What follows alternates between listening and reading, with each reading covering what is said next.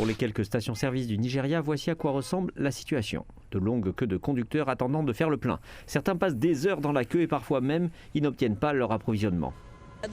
Je ne sais pas comment décrire cela. J'ai rejoint la queue à 9h du matin et j'y suis jusqu'à maintenant. Et il est, je pense, environ 17h et toujours pas de carburant.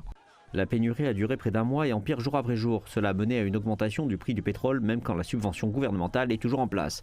Dans certaines parties du pays, le pétrole se vend désormais le triple du prix régulier de 40 centimes de dollars le litre. Que la situation est hors de contrôle. Cela a tout affecté, même retirer de l'argent est une mauvaise expérience. Ce n'est pas que la station-service.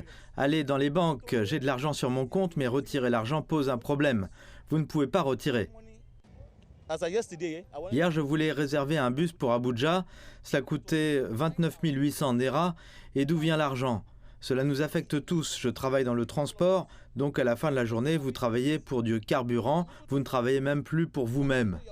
Le gouvernement critique la contrebande transfrontalière à l'origine de la crise. Le président Muhammadu Buhari a depuis établi un comité pour gérer cette situation. Mais la situation n'a pas diminué. Même le régulateur électoral du pays, la Commission électorale nationale indépendante, a averti que la situation pourrait affecter la logistique durant l'élection présidentielle qui doit se dérouler dans quelques semaines. La logistique du déplacement des matériaux et des hommes des points de la CENI vers les bureaux de vote et retour et au-delà de la CENI. Elle est sous-traitée à des tiers. Et si ces tiers ne peuvent pas accéder au carburant, alors c'est sûr qu'il y aura des déceptions. Ne soyez pas surpris si cela persiste, et cela pourrait même affecter la tenue de l'élection ce jour-là. Le gouvernement nigérian s'est engagé à supprimer la subvention coûteuse au carburant qui s'est montée à près de 10 milliards de dollars en 2022. Il y a cependant des inquiétudes que la situation actuelle du carburant dans le pays ne soit qu'un signe de ce qui est à venir lorsque la subvention sera finalement supprimée en milieu d'année.